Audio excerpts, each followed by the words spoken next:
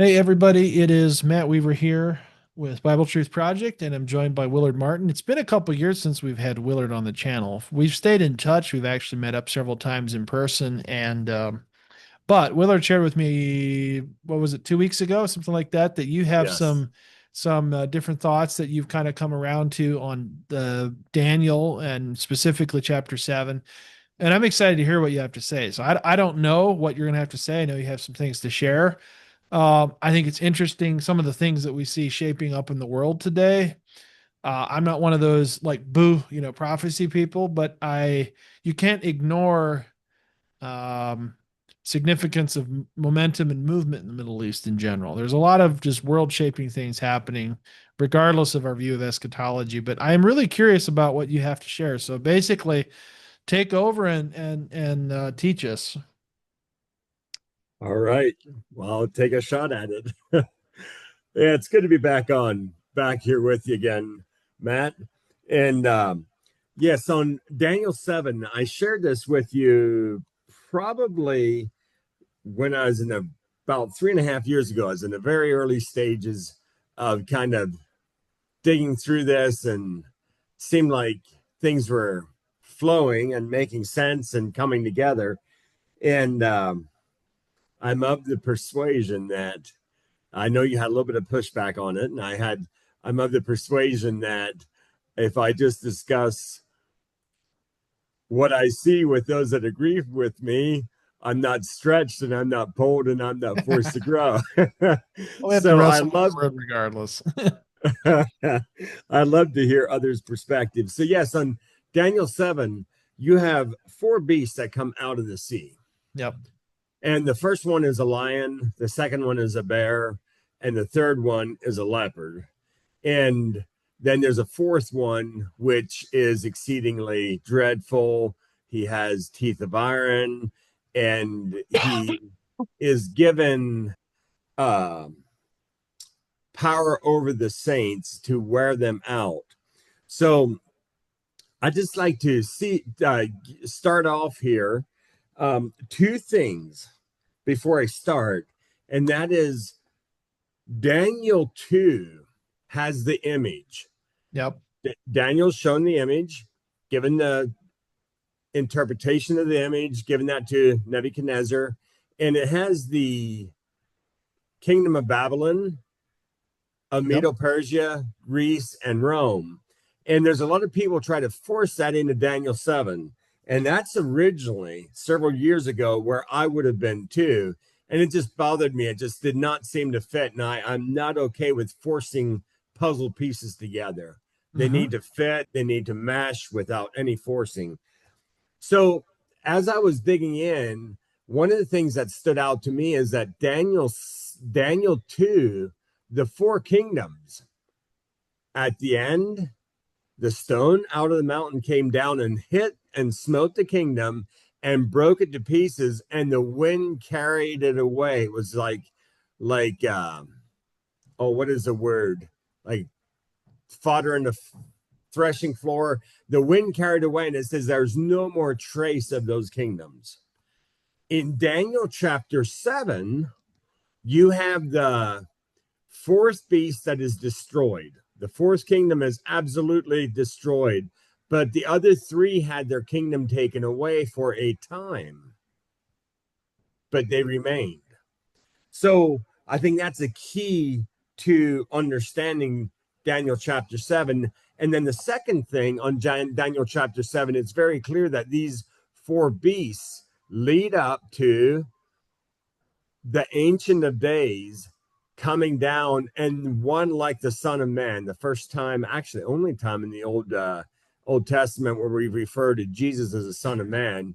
He Yep. shows up, and judgment is set, and the kingdom is given to the saints. So it's very clear that these four beasts lead up to the judgment in Revelation 21, where thrones are set up, and the tribulation saints are judged. Those that came through the tribulation that are saints that reign with Christ for 1,000 years, along with the raptured saints. Now I know I'm just throwing a lot of stuff in there. I don't know if Yep. you have any questions about that. No, you keep going. It makes Okay. sense. All right. So here in Daniel 7, um, Daniel has a dream and he had visions, and there's four winds of heaven were staring the great sea, Mediterranean Sea, and four great beasts came out of the sea, each different from the other. The first was like a lion and had eagle's wings, and I watched till its wings were plucked off, and it was lifted up from the earth and made to stand on 2 feet like a man, and a man's heart was given to it.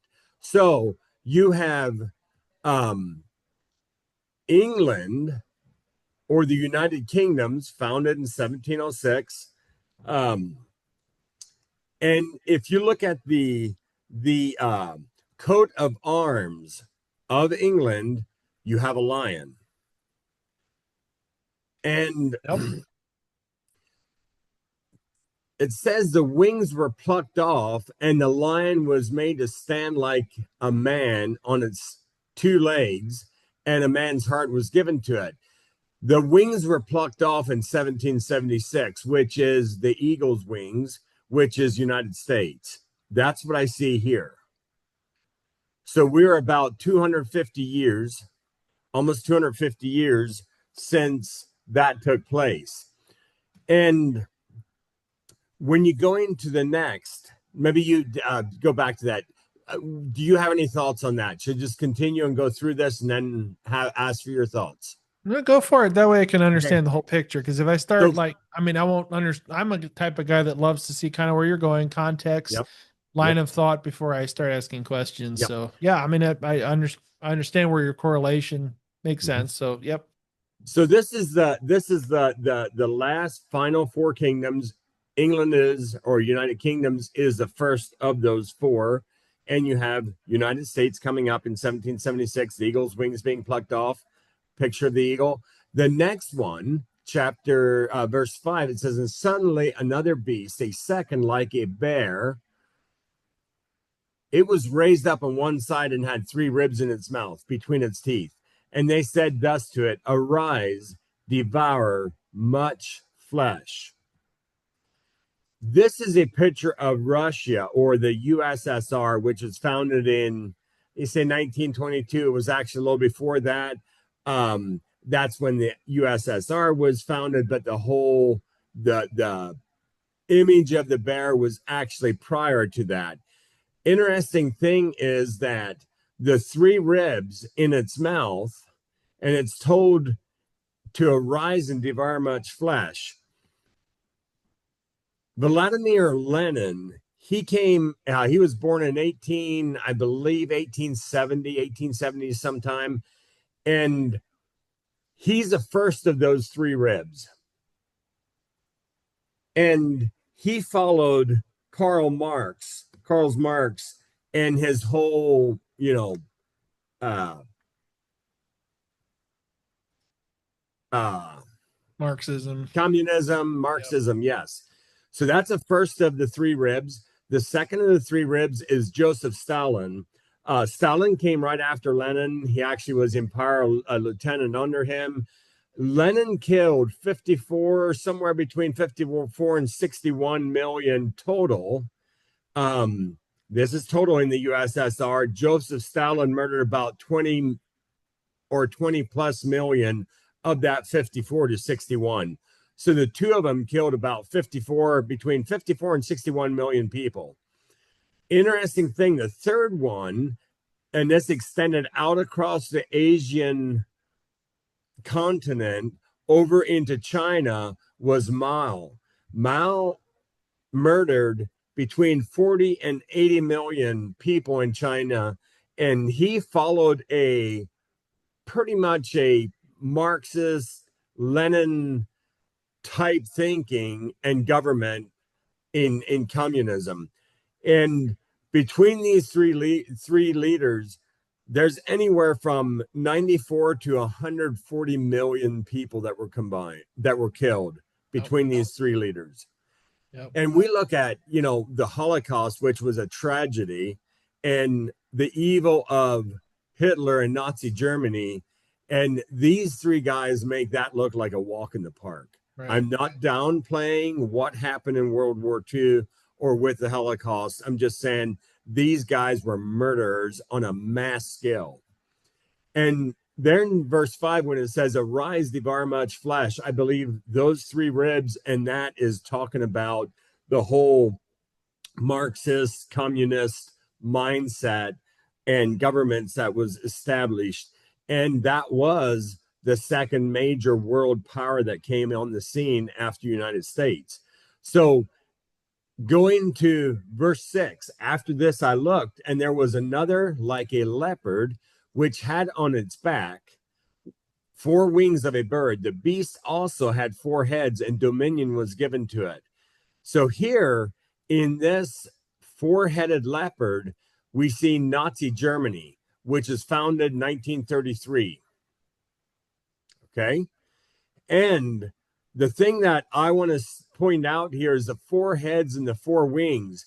Nazi Germany, when Hitler came in, he was unapologetic about referring to his movement as the Third Reich, meaning that there was 2 previous. The 2 previous to it was the German Empire, which was considered the Second Reich, and Holy Roman Empire, which was considered the First Reich. So we have the first, second, the Third Reich through Hitler, and I believe there's a 4th that is coming. What that is going to be, I don't know. It might be what leads up to this final beast. But to keep on going here, the Holy Roman emperors, on their coat of arms from 1308 through 1804 for 500 years, showed a leopard or a lion. And you can see that, which is pictured on their coat of arms. And then on the imperial coat of arms, this is a personal coat of arms, 19 of the 22 coat of arms that they used showed a leopard. On the imperial coat of arms, 18 of 22 in the imperial coat of arms again showed a leopard to one extent or another. It was included in it. And we see that picture in this leopard, this 4th beast. So now let's go on to that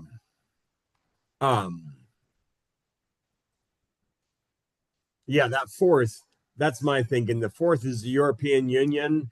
And I'll just say this, that the 4th head, the 4th wing, the European Union, Germany was one of the founding members, was one of the greatest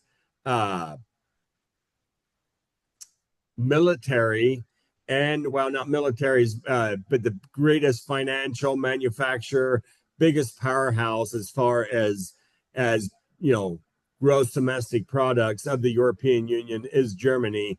And I believe that's actually a picture. That's what the 4th head and 4th wing is. So then we go into Daniel chapter verse 7. After this, I saw in the night vision, and behold, a 4th beast, dreadful and terrible, exceedingly strong. It had huge iron teeth. It was devouring, breaking in pieces, and trampling the residue with its feet. It was different from all the beasts that were before it, and it had 10 horns. And this is the beast of the Antichrist kingdom with 10 horns, which equals 10 kings. It's a reflection of what we see in Revelation 13. We see it pictured throughout Revelation, the same critter, the same beast. I was considering the horns, and there was another horn, a little one, coming up among them, before whom 3 of the first horns are plucked out by the roots. And there in this horn were eyes like the eyes of a man, and a mouth speaking pompous words, which again meshes with Revelation, the mouth that was given to the beast, and the pompous words and the blasphemy and the names of blasphemy that were all over its heads in Revelation. Verse 9 is the Antichrist, or the man of lawlessness, the lawless one, called the man of sin, called Mr. Wicked. He's called the son of perdition or destruction. So verse 9, I watched till thrones were put in place, and the Ancient of Days was seated. His garment was white as snow, and the hair of his head like pure wool. His throne was a fiery flame, its wheels a burning fire. A fiery stream issued and came forth from before him. 1,000 thousands ministered to him. 10,000 times 10,000 stood before him. The court was seated and the books were opened. So here you have the same thing. You have the books, which is based on people's deeds. Books are open. People are judged by their deeds. The tribulation saints.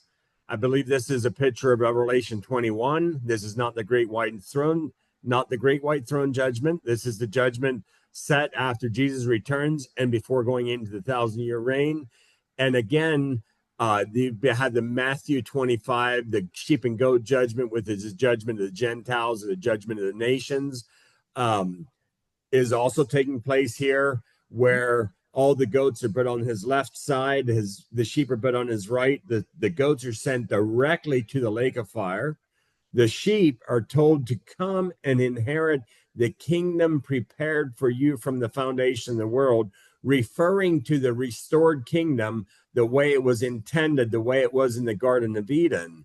So you have those nations are not the goat nation, the sheep nations that are brought into the millennial kingdom are not reigning. They are not saints. They are earth dwellers that are brought into the millennial kingdom. That is all happening here at this judgment scene. So I'll continue here. I watched then, because the sound of the pompous words which the horn was speaking, which is Antichrist, I watched till the beast was slain and his body destroyed and given to the burning flame. As for the rest of the beasts, they had their dominion taken away, yet their lives were prolonged for a season at a time. I apologize. This shows more of a dragon. I actually believe I have another picture in Revelation 13. You have this here beast showing up. It has the head of a lion, it has a body of a leper, and it has the feet of a bear, which is these three last kingdoms: England, Russia, and Germany. And they are all pictured in the beast in Revelation 13. And I believe that's probably be a more accurate portrayal of what is here. I did not put it in here when I do teaching on these slides because I'm imposing my interpretation and I'm trying to keep it as simple and straight with what Daniel describes. But this is the only beast. This fourth beast is the only one we do not have a description on. He's just unlike all the other beasts. So there's something very unique about him. Let's keep on going. So, verse 13, and I watched in the night vision, and behold, one like the Son of Man, speaking about Jesus Christ, coming with the clouds of heaven. He came to the Ancient of Days, who is God, and they brought him before him. Then to him was given dominion and glory and a kingdom, that all peoples, nations, and tongues should serve him. His dominion is an everlasting dominion, which shall not pass away, and his kingdom the one which shall not be destroyed. So you have Jesus coming here before the Ancient of Days. The kingdom is given to him. Verse 15, it says, Daniel was grieved in his spirit within my body, and the visions of my head troubled me. And he asked and wants to know these beasts. And then we go into the kind of an understanding what it is. Verse 7, those great beasts which are four kings which shall rise out of the earth, but the saints of the Most High shall receive the kingdom and possess the kingdom forever, even forever and ever. So when that fourth beast is thrown into the lake of fire, it matches exactly with what Revelation 19, when Jesus returns. I said in Revelation 21, it's actually Revelation 20 where the judgment is set, not the great white throne judgment, but the judgment is set right when the when Satan is bound for 1,000 years. But when Jesus comes back in Revelation 19, the exact same thing that it says here, the Antichrist and the false prophet are thrown directly into the lake of fire. Here, this fourth beast, is thrown into the lake of fire, and the Ancient of Days is sitting there, and the Ancient of Days gives the kingdom to the Son of Man, Jesus Christ, and the saints take the kingdom and possess it forever and ever. Mm-hmm. So, verse 19, then I wish to know the truth about the fourth beast, which was different from all the others, exceedingly dreadful, with its teeth and iron and its nails of bronze, which devoured, brake in pieces, and trampled the residue with its feet. And the 10 horns which were on his head, and the other horn which came up, before which 3 fell, namely that horn which had eyes and a mouth which spake pompous words, whose appearance was greater than his fellows. I was watching, and the same horn was making war with the saints and prevailing against them, again meshing with Revelation and the Antichrist, having wearing out the saints and overcoming them, until the Ancient of Days, verse 21, until the Ancient of Days came, and a judgment was made in favor of the saints of the Most High, and the time came that the saints possessed the kingdom. Thus he said, the fourth beast shall be a fourth kingdom on earth, which shall be different from all other kingdoms, and shall devour the whole earth, trample it, and break in pieces. The 10 horns are 10 kings, which goes with Revelation 17, Revelation 13, the Right. 10 kings who shall arise from this kingdom, and another shall rise after them. He shall be different from the first ones, and shall subdue 3 kings. He shall speak pompous words. It goes on and just kind of repetition. He's going to change times and law, and the saints shall be given into his hand for a time, singular, times, plural, and a half a time, which is 3.5 years. The last 3 years, which is typically what we refer to as a tribulation period, the last half of the 70th week of Daniel. But the court shall be seated, and they shall take away his dominion and consume and destroy it forever. So here you have this fourth beast wiped out forever, gone, no trace. Then the kingdom and dominion and the greatness of the kingdom under the whole earth shall be given to the people, the saints of the Most High. His kingdom is an everlasting kingdom, and all dominions shall serve and obey him. This is the end of the account for me, Daniel. My thoughts greatly troubled me, and my countenance was changed, but I kept the matter in my heart. So that here I just have a bunch of bullet points. Beast was dreadful and terrible, exceedingly strong, had huge iron teeth. He was devouring, breaking in pieces, trampling the residue with its feet. It was different from the beast that went before it. Had 10 horns. An 11th, there was another horn, a little one that came up, and then it knocked out 3 of them. And it went down from 10 to 11 and knocked out 3. We're back down to a total of 8. And this, in this horn, there were eyes like the eyes of a man, and mouth speaking pompous words. Because the sound of pompous words which the horn was speaking, the beast was slain, and his body destroyed and given to the burning flame. As for the rest of the beasts, they had their dominion taken away, yet their lives were prolonged for a season. This is the millennial nations. This dreadful teeth of iron, nails of bronze, which devoured, break in pieces, trampled the residue with its feet. The 11th horn, which 3 fell, had appearance greater than his fellows. Just interesting little details here I was pulling out to really what are the key points in this passage that we must pay attention to understand it. I was watching this same horn was making war against the saints and prevailed against them. Persecute the saints the Most High, shall intend to change times and laws. The saints will be given into his hand for a time, times, half a time. The courts shall be seated and shall be taken, and his dominion taken away. And it goes on there. Ancient of Days comes down. I don't know that. Basically, the dominion, the kingdom was given to the saints. So then I just went in my teaching, I go into Revelation 13, I start meshing. This is actually the animal. I think that is probably more accurate on the fourth beast of Daniel. I just, at the end, kind of present this. This is actually, I believe, what the fourth beast looked like, but Daniel does not give us any description other than he had teeth of iron. So go ahead. What are your thoughts? I'm sure you have a whole list of them. Well, I mean, the basic premise that you're putting out there that would be unique is you're connecting modern nations as interpretation of them coming out of the Mediterranean.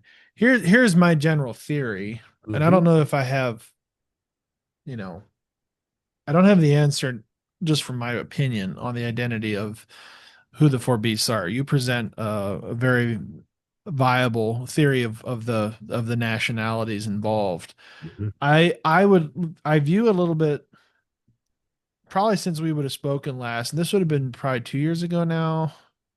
Well, I mean, we would have spoken between, but I don't know if I would have mentioned it. I've kind of come to understand is that there's really two narratives the Bible is speaking of. Number one, um, one track of the biblical history is dealing with, um, let's just call it the Israelite narrative. Mm-hmm. And in that narrative, you have, good shepherds, bad shepherds, good prophets, false prophets, good kings, bad kings, Mm-hmm. historically going down through the ages.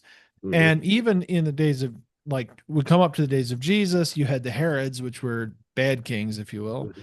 And then you have Jesus, predicting calamity in its generation, but he also then looking all the way forward is like it's interesting to me that the number one thing that he actually warns his disciples or listeners about is and he uses the word false Christ. He uses the word pseudo Christos.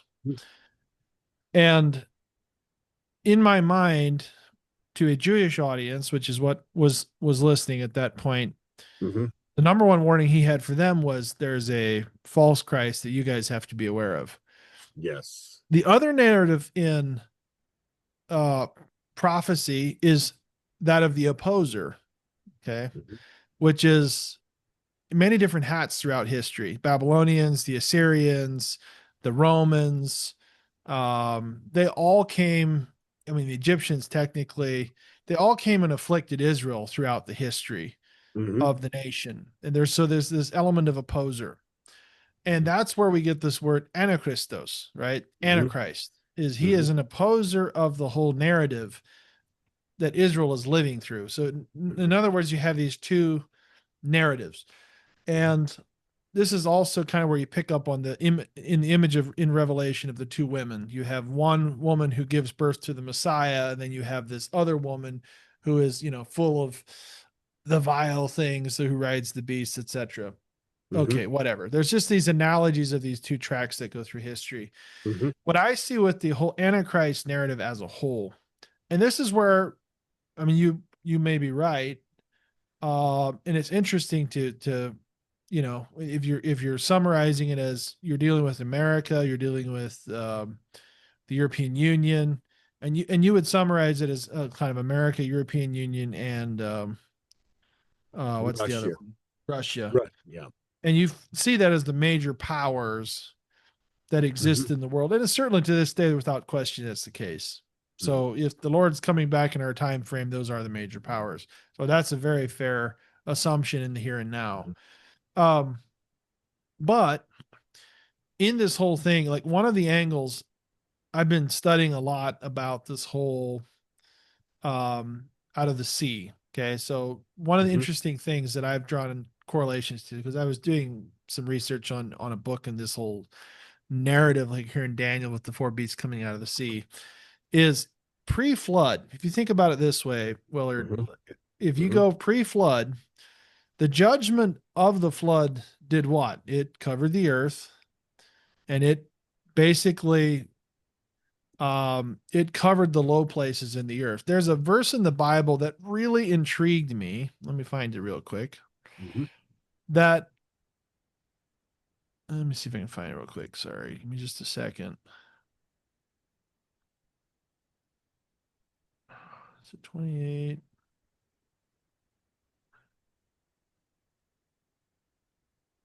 So here's an example. Ezekiel 28, message against the prince of Tyre.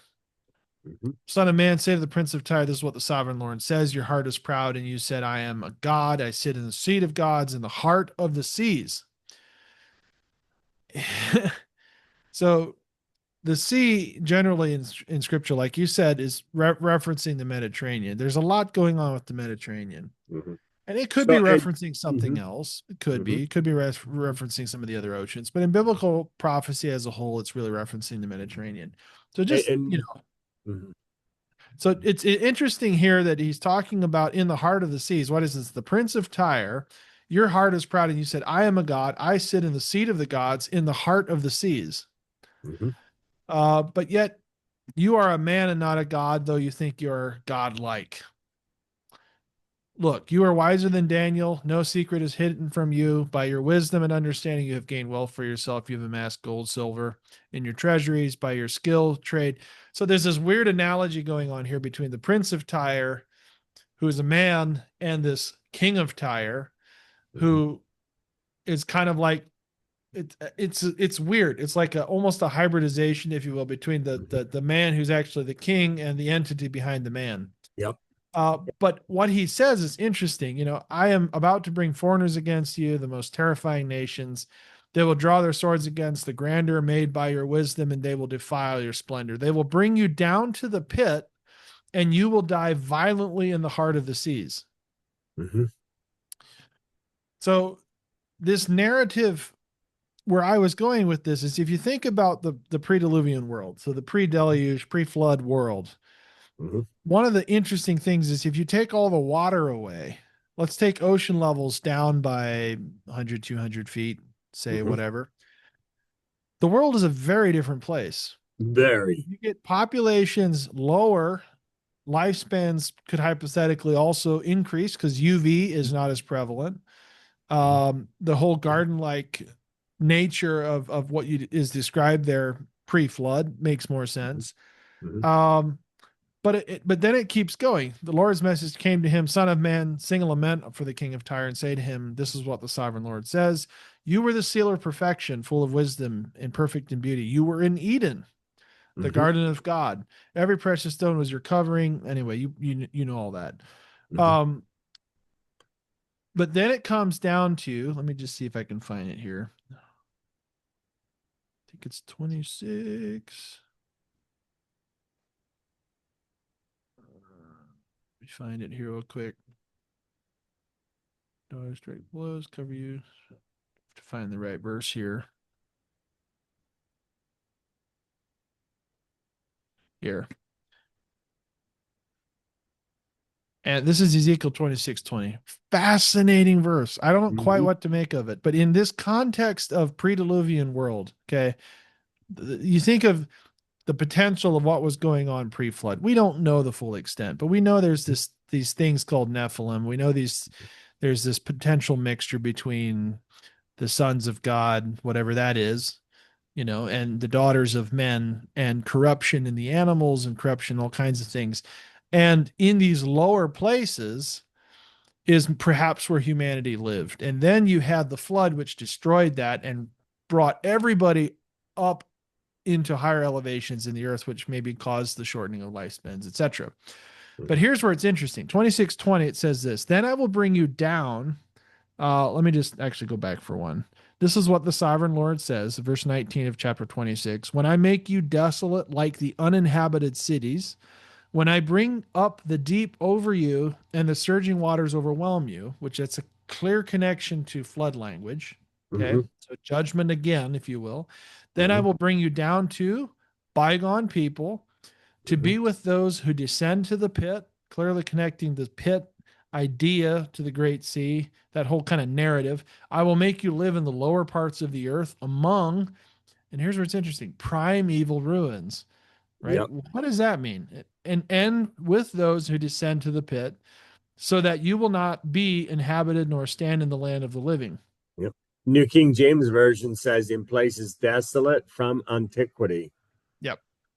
Yep. It's so the narrative that I was picking up in scripture in general is Mhm, that you have this pre flood reality, which had this weird fusion of things happening that we don't Mhm. fully understand. Okay, hypothesize that you had sons of God. Greek mythology had the Titans existing, Hercules, different ideas of god men. You have the whole Epic of Gilgamesh, And kind of stuff. Okay, this hybridization, really weird the stuff going on. right with the Book of Enoch, which is the most quoted book of antiquity, quoted through the Old Testament and quoted throughout the New Testament, and it was not recognized as that's where the source came from. Yeah. Go Yeah, I on. agree with that. And it's an Yep. ancient book. I mean, it was found in Yep. the Dead Sea Scrolls. Yep. So it isn't a new thing. The Mm-hmm. first book of Enoch, the book of the Watchers, is ancient. That goes all the way Yep. back. So at the end of the day, the thought process that I have had is that the earlier peoples lived lower than what we Mm-hmm. do today in the Mm-hmm. world. They had ruins, they had whatever, and God brought the flood over them to destroy the wickedness, etc. The image I get in Daniel 7 is Mm-hmm. that there's a coming back of some of these ancestral spirits. Now, Mm-hmm. what that exactly is, we don't know, but there's an interesting connection also in the concept of Atlantis. I don't know if I'm sure you've heard of Atlantis, Mm-hmm. but Atlantis is this super human place that these extremely advanced peoples lived. Interestingly enough, 10 kings, Mm-hmm. very advanced civilization, and it was destroyed by water covering the whole thing. All right. Mm-hmm. All kinds of theories of what that means. Yep. But what's really stands out is number one, God covered this thing in water. All right. Here we have ruins being covered in water. I mean, Mm-hmm. that's Atlantis. It Yep. matches. You have 10 kings, which it matches the 10 kings that we see happen in Mm-hmm. Revelation. Mm-hmm. And then you have these beasts rising out of the sea. Well, the sea, the connection that is going on in the prophets is that this what was happening in the basin is like the source point of the evil that was existing before the flood. Mm-hmm. So it's a return, as I see it prophetically, it's a return of these ancestral spirits. God, for whatever reason, is allowing these spirits, I'm going to call them spirits because I don't know that it's a physical thing Mm-hmm. in the sense that it's flesh and blood like us, but these entities to come and influence nations again. Mm-hmm. And I do believe national identities generally are connected to spirits. They Uh, absolutely are. Yes, and that's so something that I don't think has ever changed. They are. no, Um, I when 100% agree. when when the angel was coming to speak to Daniel, and for 21 days, the prince of Persia withstood him, No, and he says, "I need to go." He said, "Gabriel came and fought with me so I could come to you. I need to go back and finish this fight with the prince of Persia, and then after this, the prince of Greece." And so you're I agree with you 100%. Nations and the spirit world, there's always heads of fallen spirits that are running and wanting to control the nations. yeah, and I think where it throws us off is we think that some of these, like how would you say it? We would identify that some of these spirits seem to be more righteous than others. Yeah.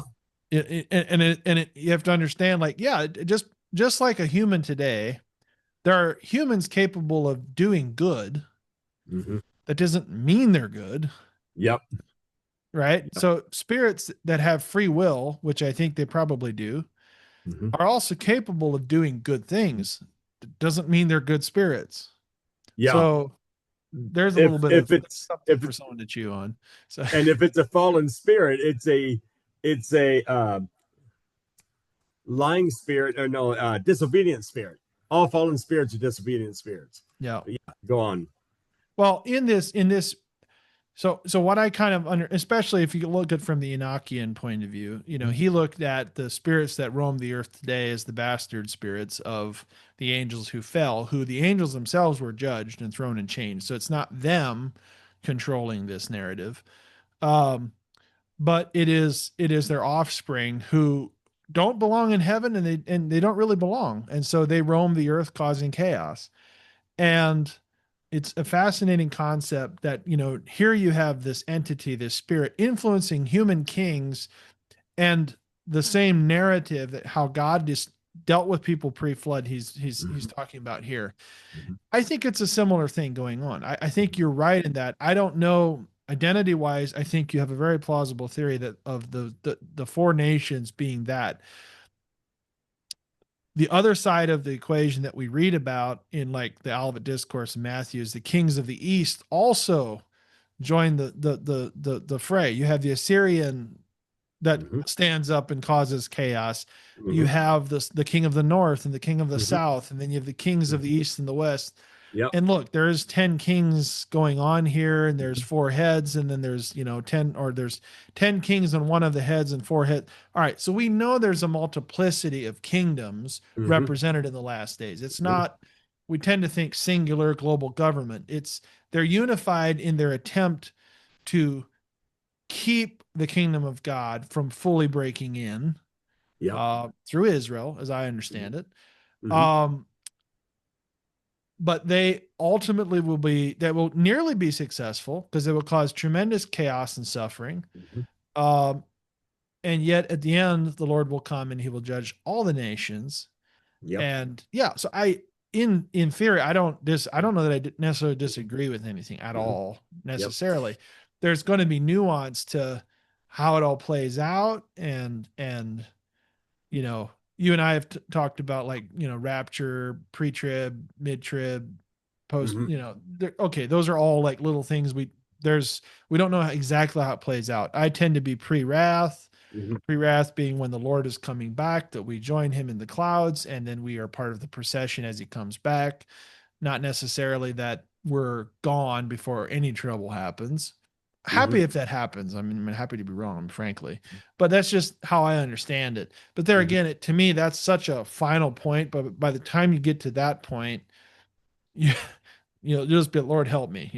Yeah.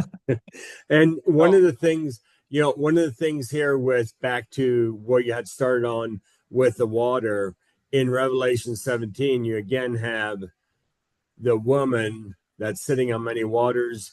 Down in verse 15 of chapter 17, it says that the waters that you see that the woman sits on is peoples and tongues and yeah, nations. So you again have that same thing, but pointing to the same source, and it's just coming out of the water is coming out of the peoples, the tongues, the nations of the earth. Um, and yet, every one of these, I agree, would have. Oh boy, I mean, you said enough. We could go down about 10 different bunny trails of some of the things you said, which is, I don't agree. It's just interesting aspects. yeah. I don't disagree with you, but there's interesting aspects. But yeah,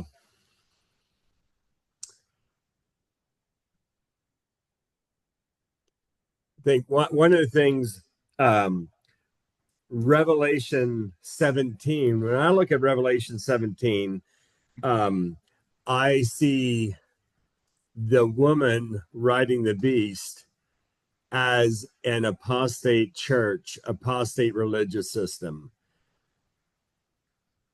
And it's really interesting to dig into there and what we see, and that she's actually destroyed by the 10 kings, Yeah. which I believe is the Church of Rome, the Western Church. I say Eastern as in Orthodox, Western as in Rome, not Western as in Western world here.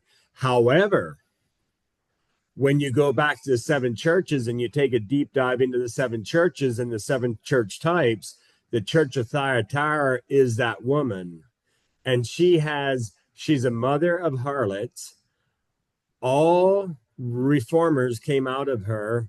All apostate Western Christianity has its roots in her. But that's a whole nother, oh my, that's a whole nother, that'll be for another evening. Well, I'll add to this. So, like, one of the interesting things, I've had conversations with Dr. Doug Hamp, and he has some interesting theories. Not everybody is a fan of his work, but some of the connections he's made that's really fascinating is if you go back to the Sumerian Mm-hmm, and you understand some of the entities and the players that mm-hmm, were on the stage in the Sumerian religion or worldview, mm-hmm, is these things play out like what the Sumerians believed ultimately converts into, Greek mythology, ultimately Roman mythology, etc. Hmm. And Egyptian mythology too. And there's parallels with these entities. So if you go back to the source of the names of these entities in Sumerian, you have very famously Inanna. Okay. And Inanna is the Queen of Heaven. And this is a title that you hear throughout all of antiquity, all the way back to Samaria. Interestingly enough, in the Catholic world, and I'm not here to just bash Catholics, but they have some things wrong. Who's the Queen of Heaven? Mary. Yeah. Where did this idea of a Queen of Heaven come from? It came from the ancient, Paganism. right? So it's the same name. So for instance, you have Inanna, Sumerian, Astarte is Canaanite, Asherah is Canaan, Isis is Egyptian, Hathor is Egyptian. These are all connected to the idea of the Queen of Heaven. Of course, you've got the Greeks and the Romans. You see this like connection, and you have the same thing with these others. But interestingly enough, there was an inscription that Doug Hamp found, a relief of Inanna riding a beast. She's actually riding a beast. It's an exact epithet of what we see Hmm. Hmm. in the book of Revelation of the woman riding the beast. And this was a common symbol back in the Sumerian kingdom. What did it mean? Basically meant, you know, that this was part of the system. They all had their things. They all had kind of their hangups, but what she represented, magic, motherhood, healing, sky kingship, I mean, fertility, love, war. I mean, it's all over the place, right? But Yep. it's all kinds of things. Mhm. And I think you're right in the sense that the Western, um, when the church left its Jewish roots, okay, or its Mhm. Hebraic root, or its Jerusalem root, however you want to call it, Mhm. and Greeks and Roman thought philosophers got a hold of it. Mhm. They were fascinated by aspects of it. Like, I mean, famously, you have Augustine, who basically is arguing against the stupidity of uh, um, polytheism, and the Mhm. superiority of monotheism, for Mhm. instance, and how to make that applicable in normal life. These people like invented things in the message of the gospel. Mhm. Okay, we do the same thing nowadays. We go and theologize all kinds of stuff into scripture based upon what we're going through in life. But what's fascinating is in this whole trajectory, and I saw this firsthand when I went to Rome, is the culture of Rome and the superstitious concepts they had. In other words, the Roman framework. Okay. Mhm. They just took this thing called Christianity and pushed it into the mold of Romanism. Yeah.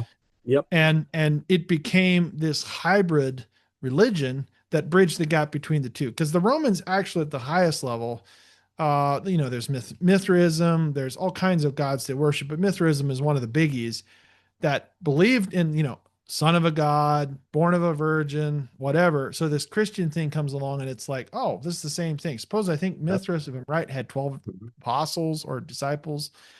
I mean, Yep. there's the parallels are crazy. And so it comes in and they're like, oh, well, this is our answer. Constantine consolidates. It takes a lot of years to get there. But what you end up with is these things that were part of the pagan world now merged with the church world. Mhm. Uh, Now, what you're talking about is it is true. The next layer to that, and this is something that I think is part of it, is Islam. Yeah. So Islam was birthed from Christianity.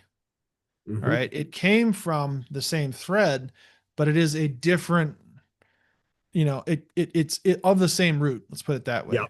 Yep. So Mhm. it's way different. I get that, but it comes from that same. A lot of the Christian philosophers, especially the ones who went into the replacement theology and supersessionism, so those same arguments were used to develop Islam, and thus you have another layer that I think is connected, and it's fascinating to me. You've probably seen the house. What do they call it? Is it in the Emirates? The House of Abraham or the Houses of Abraham, where they have the church, the synagogue, and the mosque all on the same Oh, property because yep. it's like the Abrahamic faiths coming Right. together. Yep. It's because there is a root there ultimately that is trying to stop the actual Israelite, if you will, okay, Hebraic narrative of coming to reality, of Jesus, quote, the Jew coming back to Jerusalem, sitting on his throne, establishing again the kingdom of David, the millennial reign, and letting that Hebraic, the prophetic and Hebraic thing come to fruition. And so you've attacked it, with philosophy, you've attacked it with distortion, you've attacked it with other identity, you've merged it with paganism, you've done all of these things. That is represented in the woman, like you say. But I Right. just take it a step further and said it's not just, if you will, the Catholic system. It is also, I believe, Islam in that sense. Like it just takes it a different direction, but Okay. it has the same, like it's trying to do the same thing, but in a different context.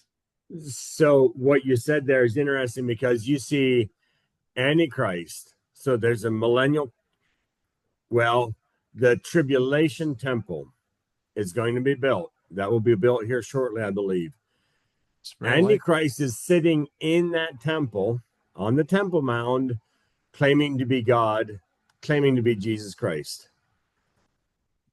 claiming to be the Messiah of the Jews and the returned Jesus of the Christians. He's sitting on the Temple Mount in the temple, the courtyard where the Gentiles have a right to be. Within the courtyard is the Dome of the Rock. And you have the three there combined, wanting to live in peace, just like you said. Now, um, I would see, I would see the in Revelation 17, that's the Roman church, and the Roman church is destroyed. God puts in the heart of those 10 kings before they give the power to the Antichrist. So this is early in the tribulation period. He puts it in the hearts of the 10 kings to destroy her and to fulfill his will.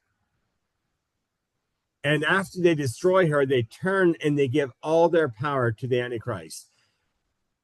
Where I see the Muslim Christianity tie or marriage is within Greek Orthodox or within Eastern Orthodox Church. So the Church of Thyatira is the Roman Church. The Church of Pergamus is, or Pergamus, depending what translation, is the Eastern Orthodox Church. Satan's seat is there. Satan dwells there. There is a spirit of Balaam there. And the Eastern Orthodox Church has been the religious arm of every anti God, atheistic government of Asia and Europe. And they are just like Balaam. They're for sale to the highest bidder, wherever they can get power. They don't care. They don't have any time for God. All they want is power. In the church of Pergamus, Jesus says, repent, or I'm going to come and fight against you with the sword of my mouth. Now, he doesn't say that about the whole church. He says within the church, both Thyatira and Pergamus, there's a third person in the church that Jesus speaks to, and he refers to them as they and as them.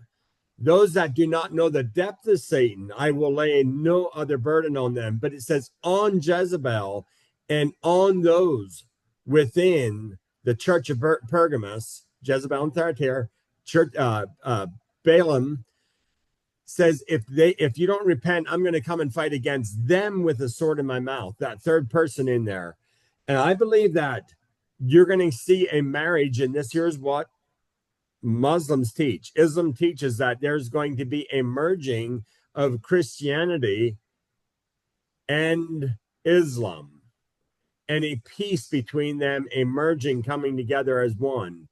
And that's going to be done in the Eastern Orthodox. And it is actually the Eastern Orthodox that is the religious arm of the Antichrist and the one that Jesus comes and fights against with the sword of his mouth, the false prophet. So I see The Roman church being destroyed, Revelation 17, the woman riding a beast annihilated. I see the 10 kings given their power to the Antichrist. I see the church of Pergamos, the Eastern Orthodox church, becoming the religious arm and making peace with Islam as one. And that is the one who's going to be sitting on the temple of God with Antichrist, the false prophet, showing himself as that he is God, which is blasphemy. That's how I see it. Yeah, I don't know. Do you follow what I just said? Yeah, I do. I do follow it. If you don't mind, can you Mm-hmm. unshare this slide unless you have other slides up Yes. for No, no, go visible ahead. side by I'll get side? that. Um, no, I was following. I mean, it's interesting. It's something I'd have to process and think. I know a lot of people are like, man, these guys are harsh. There's I guess I look at it this way, there's always good people, but it's, generally is where's the power consolidate, Yeah, and I behind want to it, say what are this. you I want seeing? to You know what say I this mean? with that point to any listener who is Greek Orthodox or who is Catholic. Every one of the churches of Revelation has the overcomers. Okay, Yeah. Yep. everyone has overcomers. There's none of them that everyone he addresses overcomers. So because you are part of that institution and you don't know the corruption of it very particularly with Thyatira, he says those that don't know the depths of Satan, I'm not going to lay any burden on them, any other burden, any further burden on them. So just to add to what you're saying. So if there's any listeners, God bless you if you have We faith have in to Jesus preface Christ. it. Well, we all come from, I don't know about you, but the same thing for us. We have Anabaptist background where there you also have power dynamics and Mm-hmm. authority problems and abuses and overreaches and things that they had wrong too. So it's not like we come, from this crystal clear Yeah. background either. We're all seeking truth, and we recognize that Jesus is the truth. Yeah. At the end of the day, yes, churches, like we try our best to do the best we can, but there is only one master and Lord, and that's Mm-hmm. Jesus. It's not a man, it's not an Mm-hmm. institution, it's not a Yeah. system, it's Right. him. So Right. any system that tells you otherwise is obviously not following him Mm-hmm. because he didn't. I always say this because were you ever at Gamla, Willard, when you went to Israel? Gamla is up in the Galilee. It's Golan not Heights far, up not north. it's northeast of the Sea of Galilee. You can see the Sea of Galilee from it. Gamla is the place where the Roman legion, by the direction of Josephus, basically they found the weak point by Josephus's direction, and they punched through, and that was kind of the last vestige of the rebels in the north. But anyway, it was a zealot city, Mm-hmm. and which would have been Pharisees, but they were more militant. Mm-hmm. And there was a synagogue there, and Jesus went to all the synagogues in the area, so he would have been there as well. But what's interesting in this whole connection, and the only reason I insert this is because it's relevant in the sense of how people think, even in the whole, if you've come from a dominion theology or different things like that, or an ultimate, like a fulfillment theology, all of these play into how these people thought back then as well. um the zealots were a group that really felt zealous for the law. They felt zealous for the covenant, zealous for the future of the kingdom. And Gamla was a stronghold. They had thick walls, reinforced. It was on a massive slope, sideways, and thought themselves as being, one of the strongholds of the kingdom. Mm-hmm. And what's interesting is you go into the synagogue, and right below the synagogue, right below it, literally like 15, I don't know, maybe 20, 30 feet below it, you see the punch hole where the Romans went in. That was the weak point. Um, that Josephus actually told them where to go. Mm-hmm. And but you stand in there and you realize one thing is in this all, and this is the reason I say it's related to these systems that people set Mm-hmm. up. We tend to think that somehow God is in the system, and it's no different. They had a zeal. They were zealous for the kingdom and for what God wanted to do with Israel, but they didn't do it according to the will of God. And they formed this system, and then the Romans came and were like, just surrender. We're not surrendering. We have the kingdom with us, etc. It's in ruin today. Mm-hmm. You stand in the synagogue, the whole city was destroyed. They thought the Lord is with them, and it went flat. Yeah. Why? Jesus walked those hillsides. He walked all around there doing signs and wonders and miracles. What is one thing Jesus never did? And I'm not trying to be critical, just what is one thing he never did? He didn't build a single church house. Mhm. He didn't. He went to Right. synagogues and he ministered to the people, but he didn't build a single church house. Mhm. His sheep know his voice and they follow him. Now, we as communities assemble. This is how I view churches. We as communities assemble and we have leaders and things of that nature. But we are never to create institutional boundaries and walls and think God did this because Jesus never did it that way.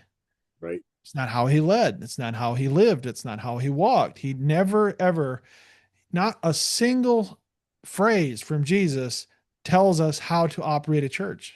Yeah. Yep. Not a single phrase. All of that comes, look, you have a Judaic background where they understood how to do community. And then Paul tries to borrow from that to set up the Christian churches, the Gentile Mhm. churches, to Mhm. form somewhat of a similar identity that, Mhm. look, this is the community thing. You come together as a community. Yep. This is how the community works. But we follow Jesus, Yep. not the Amen. institution. So that is where I'm coming from when we talk about institutions, East, West, Mhm. all of these things to understand Jesus didn't come to set up the Western church, the Eastern church. That's Right. not how this works. Right. So, what is influencing these power dynamics? What's influencing these hierarchies? What's influencing these things? And not from a Marxist point of view where we just want to tear down power. Right. It's not that, it's what is influencing it. Right. And that goes back to the spirits that we were talking about. So, Exactly. right. And if you have a few more minutes with Yeah. that, Yeah. okay. So Revelation 17, Jesus, John is writing, and he sees this woman riding the beast, and he says, "The seven heads are seven mountains," but he says there's also seven kings. Mm-hmm. Five are fallen, one is, and one is yet to come. And I believe those kings are not earthly kings, but they're actually princes in the spirit world. One of those kings was the prince of Persia Mm-hmm. that Michael Yep. was fighting against. Mm-hmm. The prince of Greece came after him. Well, let's go back the five that were fallen. You have Rome was current. That's the one that is. Before that, you had Greece, Medo Persia, Babylon, Egypt, and the Tower of Babel. Mm-hmm. Goes back to the plains of Shinar. Yep. Interesting thing that happened. Samaria. I mean, that's where it Huh, comes from. Yep. exactly.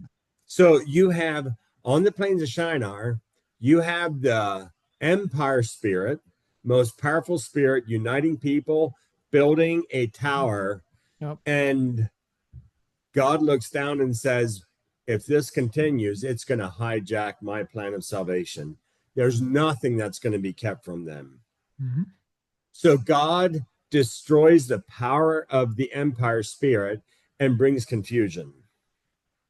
People are scattered across the earth. That empire spirit went to build Egypt. It went and built Babylon. It went and built Medo Persia. It built Greece and it built Rome. It was in Rome. Constantine married the church and the world.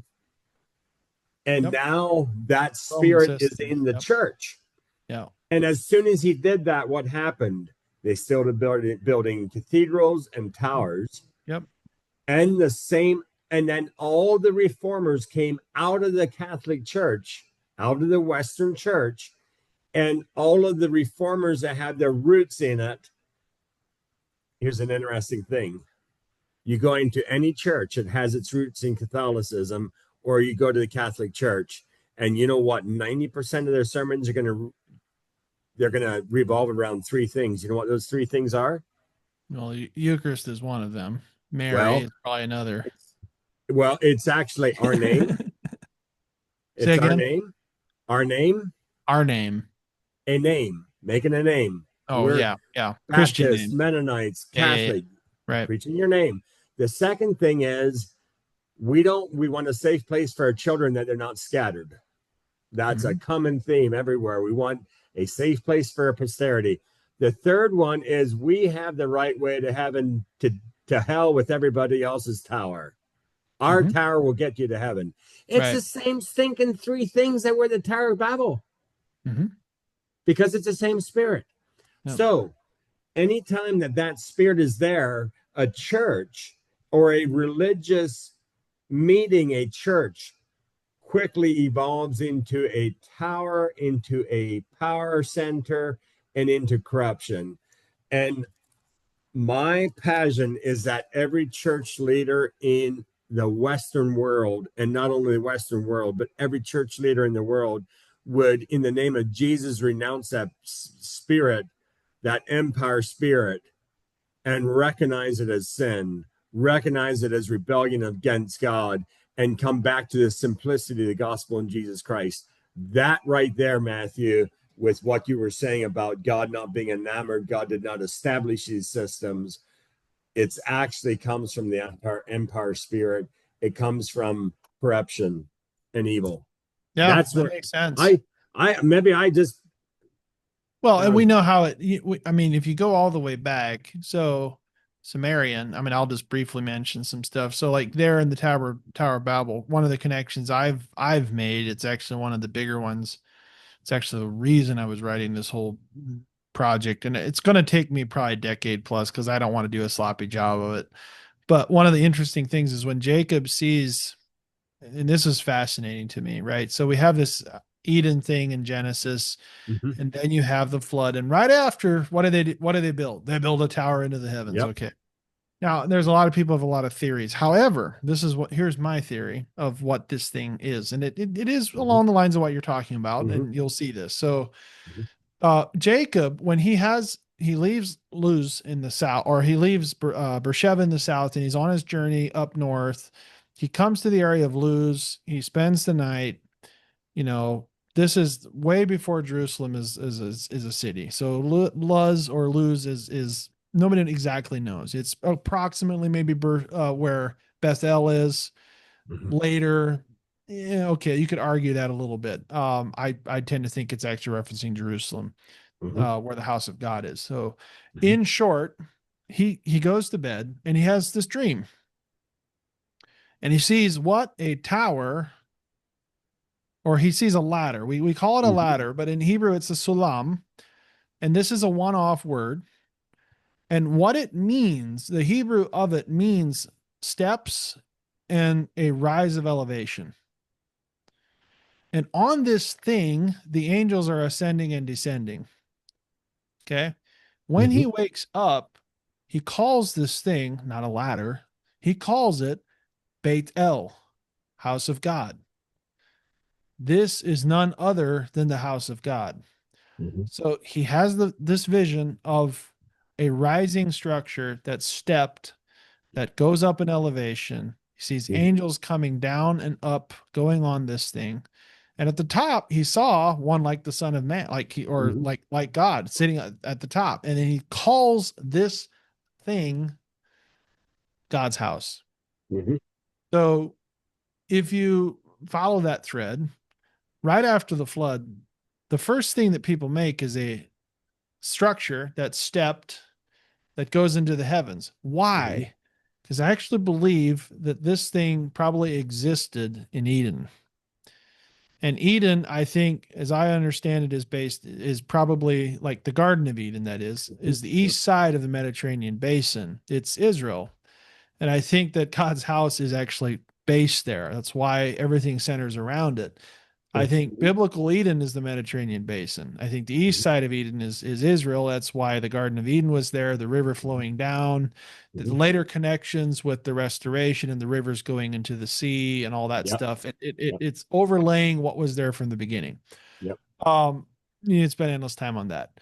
But in short, this is a fixture that God has this house, and it's in the shape of a pyramid. This is mhm, why the rest of the civilizations early in human history, we're talking Great Pyramid in Giza, we're talking Mesoamerica, mhm, all of them had these stepped structures that were pyramidal. Why mhm, are they trying to imitate the house of God? mhm, Why was it a big deal after the flood that they were building this pyramid into the heavens? What were they trying to do? mhm, Right? Make a name for themselves. Yes, But what were they trying to say? We are God, right? Yep. And who was the leader of this effort that we read about? Nimrod. What Nimrod. does Yep. his name mean in the Hebrew? Hunter. Rebel. Rebel. Well, he was a mighty hunter, but the name Nimrud Yep. means rebel or to Mm-hmm. rebel. Mm-hmm. So what we see in the Garden of Eden is you have a rebel who tried to destroy humanity and ultimately tried to destroy the creation. Then you have a flood, a reorganization, and then you have what? A rebel. And what is the first thing he tries to do? What is Satan's mission? I will ascend the hill of the Lord. I will be like the Yep. Most High. Yeah. Yep. So he plants the seeds of paganism Mm-hmm. at the tower. Hey, Mm-hmm. we are God. We will create our Mm-hmm. own gods, etc. Obviously, these things are influenced by spirits, I think, that were pre-flood, that were they were trying to reconnect to, and sacred mountains, which is what the pyramids are. Mm-hmm. Sacred mountains is a way to do that. These things are designed to, for in whatever way, spiritual essence, to connect with beings. Uh, Mm-hmm. the gods always were in sacred mountains in mythology, and in the Bible, it's Mm-hmm. the same way. God is in his Mm-hmm. holy mountain. He's on his Yep. holy hill, and the Mm-hmm. name of the mountain is Mount Zion. Mm-hmm. So, all right, I'll get off the soapbox. So, I have to let you go here before too long, but it's fascinating to me that you see this come full circle. And one of the Mm-hmm. things you see after the 1,000 years and everything, whatever, then you see this picture of the mountain of the city of God coming down out of heaven. A lot of people think that's descending, but it's kind of true. But when Mm-hmm. John sees it, he describes it as a bride adorned for her wedding. And if Mm-hmm. you look at old Yemeni or Yemenite Jewish headdresses, ancient ones, old ones, they looked like pyramids and they even Mm-hmm. had steps in it and they were totally crusted in jewels. So when John sees this thing, he sees it as a pyramidal type of structure that's fully gemmed and jewel and glistening and glittering. And he sees it coming down out of heaven. Like Mm-hmm. it's, he sees it. It's not descending. It's, Mm-hmm. he sees it as he's scanning down. Mm-hmm. And it's a similar language to what Jacob sees when he Mm-hmm. sees that, the angels were going up and down Yep. on this thing. Mm-hmm. So my hypothesis is that God ultimately will reveal the paradise and reconnect it to the earth, and that Mm-hmm. heaven, as we know it, is actually Mm-hmm. paradise. It's the same Mm-hmm. thing. Mm-hmm. I can prove that with other scriptures. That's a whole different Yeah. subject, Yeah. but sorry, Yep. sidebar. But it Yep. all connects because of the It geography. does. Because you Yep. have God in Jerusalem who is on the Mm-hmm. throne. You have Mm-hmm. what I believe is the primal ruins in the Mediterranean basin, at least Mm-hmm. for some part. You have these entities coming out of the basin, stirring up trouble all around Israel, trying to bring them in to what? Mm-hmm. Destroy the seat of ultimately the Messiah, right? When Yep. Jesus comes, then he comes and says, all right, you're going to listen to me. And where does he set up his throne? Jerusalem.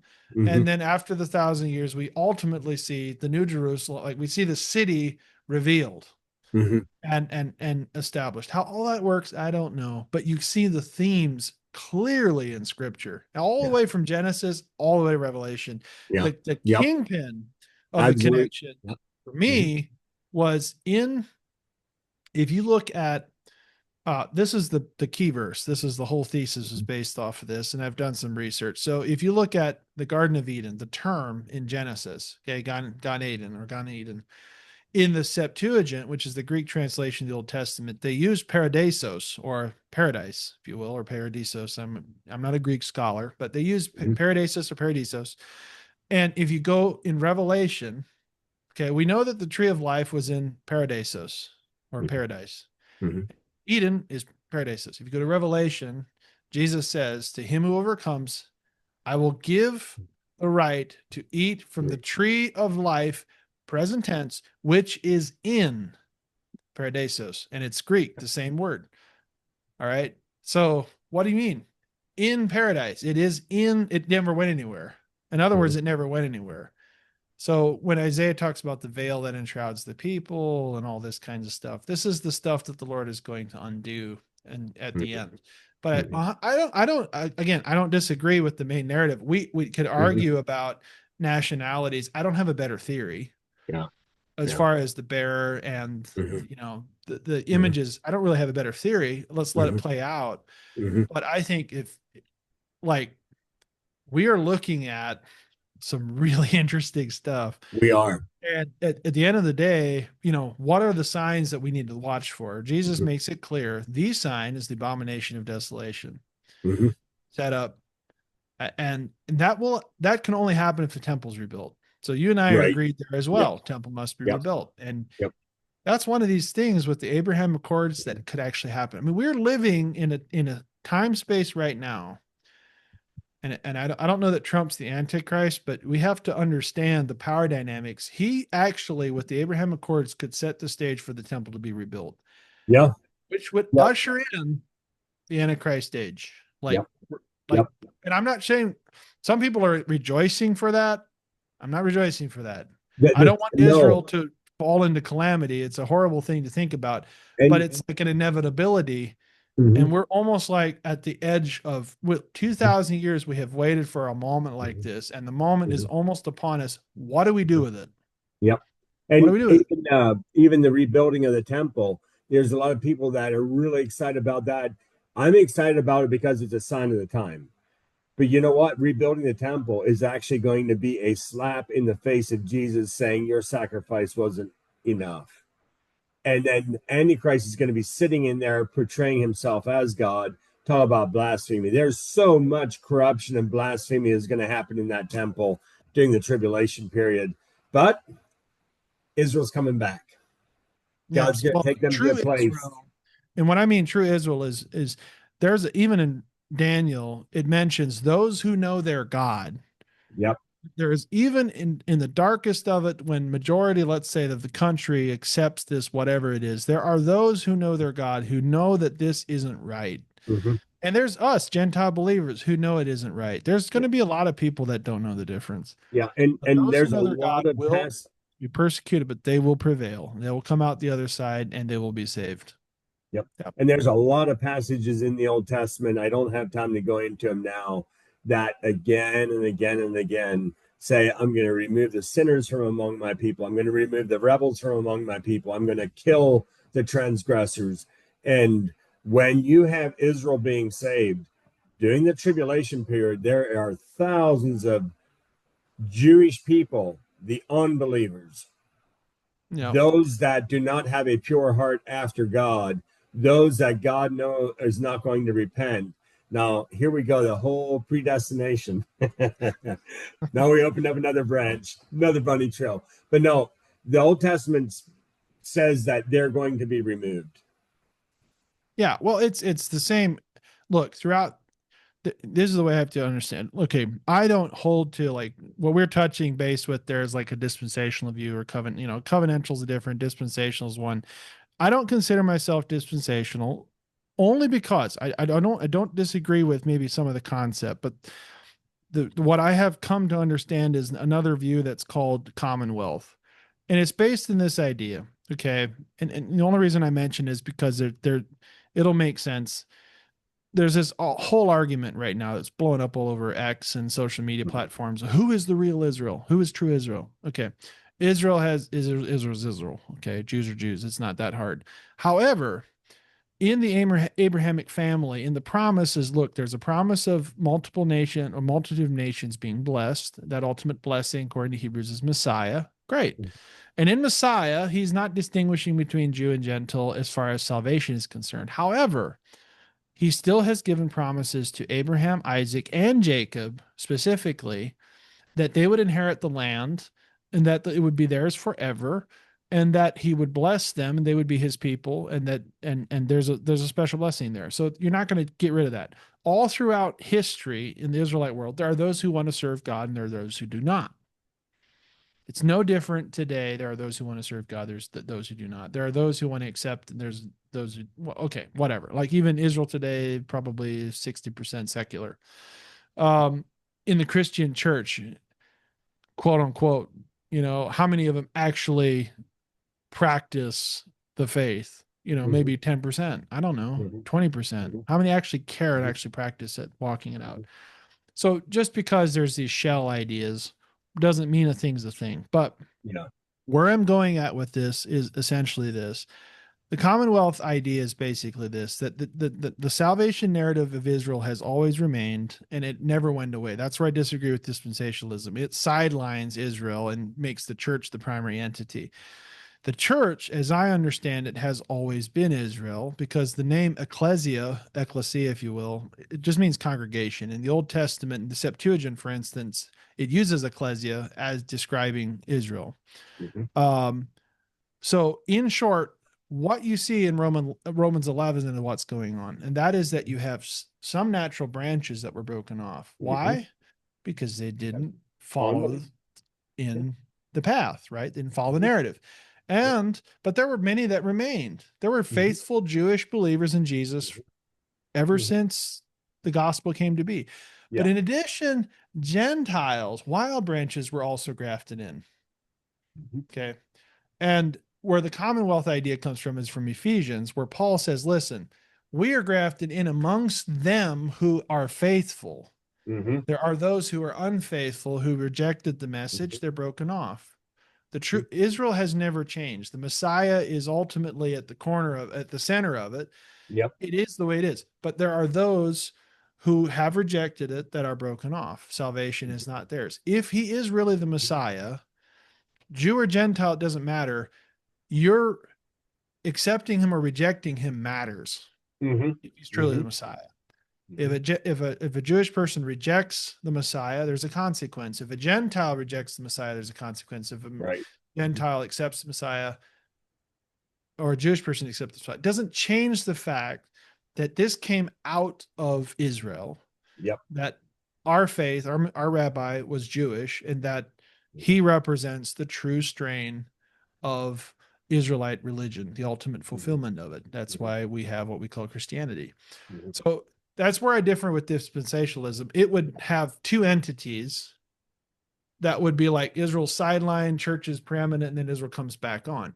Mhm. Not inherently wrong. I just don't believe there's two entities. I believe that he There's one. formed one entity and Jesus that there broke was a down that wall of continuation. separation. Right. And that's where it differs also with covenant theology, because covenant said, well, yeah, it's always been one entity, but he divorced the one wife and married another. Yeah. I Yeah. also disagree with that. I Yep. believe it's And always by been. the way, Oh, the church is a bride of Christ, and Israel is the wife of God.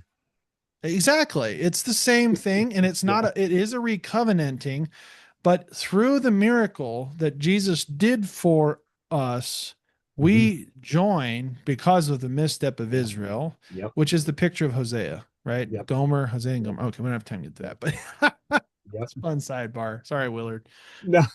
Now, I say Hey, all that because we're it's wait. important for people to understand. I think where I'm coming from, just even in this whole argument, when we're dealing with end time stuff, dispensation, there's this huge fight right now in the covenant world versus the dispensational world, and in the eschatological viewpoints, there's all these different ideas too. So, look, people need to know where we're getting some of this stuff from, Yeah. but look, Yeah. I love it. I love the conversation. I think it was very fruitful. I think people will enjoy it. Do you what? And just at the end, I'll open it up to anything else you want to say. I promise I won't respond and take it another 20 minutes. So, Hey, I enjoy the conversations, and there are so many passages we could go yeah, into and dig into.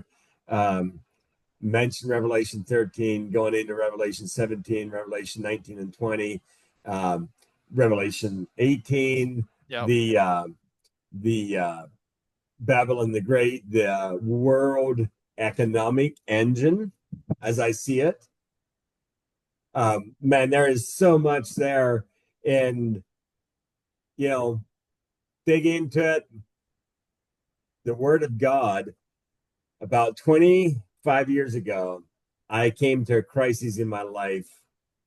And one winter, I was in agriculture at that time in Pennsylvania, farming. And that winter, I opened up the Bible and I said, God, who are you and where are you? And that's actually when Bible prophecy started unpacking, started coming together. And I just seen how it dovetailed together. This book is the most up to date book there is. I will tell you, God can record the future better than men can record the present. Yep.